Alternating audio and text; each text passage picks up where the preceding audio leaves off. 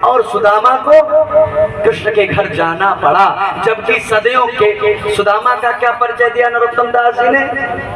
विप्र सुदामा बसत है सदा आपनो धाम, भिक्षा करी भोजन करे मुख में हरि सो नाम। सदैव मुख में भगवान का नाम जपते हैं। भजन करने वालों के लिए ज्ञान की बात है, प्लीज बहुत ध्यान से सुनिएगा। सुदामा में कौन ऐसी कमी थी जिसके कारण दरिद्र हो गया है, और केवट में कौन ऐसा गुण है जिसके कारण राम उसके द्वार पर आए। क्या ऐसा गुण है? सुदामा भगवान का नाम तो जपता लेकिन कर्म नहीं करता, कर्म नहीं करता। केवट राम का नाम नहीं जपता लेकिन कर्म करता।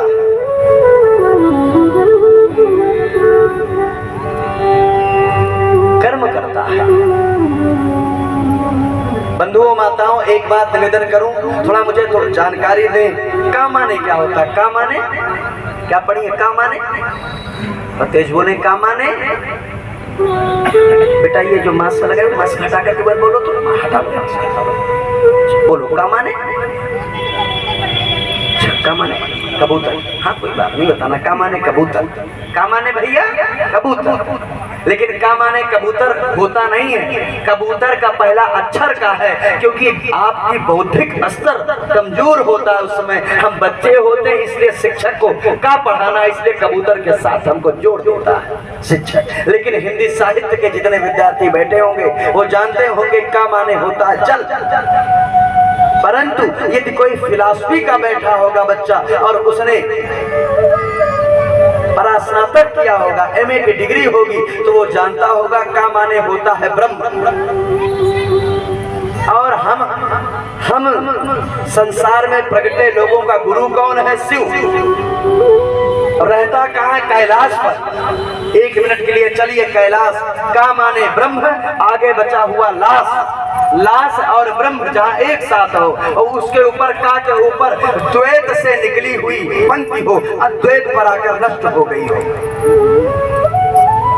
पूरी बुद्धि, मन बुद्धि चित्त को एक स्थान पर रोकना।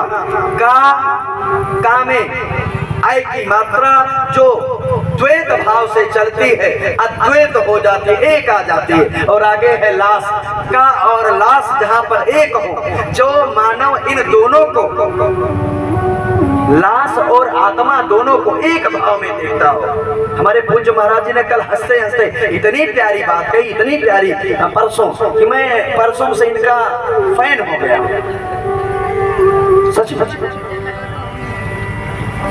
ब्रह्म को पाना और शरीर के प्रति सचेत रहना।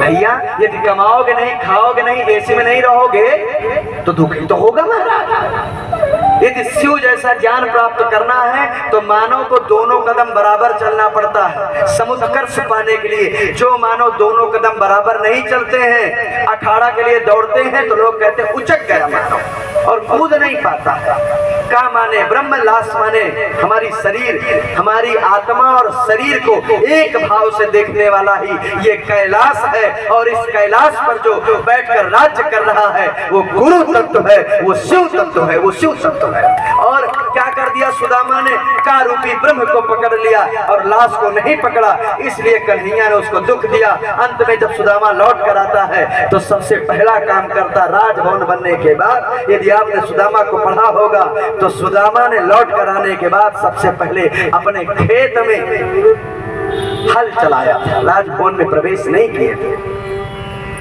हम साधु हैं फिर भी कर्म करना, कर्म प्रधान विश्व करी राजा। और भैया हम गृहस्थ हैं। विलंब बहुत हो रहा, लेकिन तब भी एक उदाहरण और आपके चरणों में निवेदन करूं कि जिस समय लंका में श्री हनुमान जी महाराज विभीषण से मिले, पूरी चर्चा के बाद हनुमान जी से विभीषण ने कहा, हे हनुमान जी ये बताइए कि राम कब मिलेंगे मुझे, कब मुझे राम मिलेंगे। विभीषण ने कहा तुझे तो राम कभी नहीं हनुमान जी ने कहा विभीषण तुझे तो राम कभी भी नहीं मिलेंगे। उसने कहा मैं तिलक लगाता हूँ, मेरा जो घर है वो आश्रम जैसा है, भगवान के आयुध बने हैं, तुलसी का बिरवा है, उठता हूँ तो राम राम जपता हूँ, फिर भी राम नहीं मिलेंगे। विभीषण ने कहा कभी नहीं मिलेंगे। क्यों? सुनो विभीषण प्रभु की रीति करे सदा सेवक पर, जो राष्ट्र की सेवा, समाज की सेवा, स्व आत्मा स्व शरीर की सेवा कर रहा, ऐसे को राम मिलते हैं। राम बैठे बैठे केवल भजन करने वाले को नहीं मिलते हैं, बल्कि कर्म करने वाले को मिलते हैं। इसलिए केवट कह रहा है प्रभु यही घाटे से थोड़ी की दूरियां है, कटिलो जल था दिखियो जो पर से पग धोरी तरे तरनी घरनी घर क्यों समझियो जो तुलसी अवलंबन और कछु लड़का के ही भांति जिये हूँ जो। मेरा पहला कर्म है मेरे बच्चे, मेरा बच्चा मेरा पहला कर्म है, इसलिए पहले बच्चों को देखूंगा तब, क्योंकि बच्चे भी तो आप दिए हैं ठाकुर, आप दिए हैं मेरे नाथ।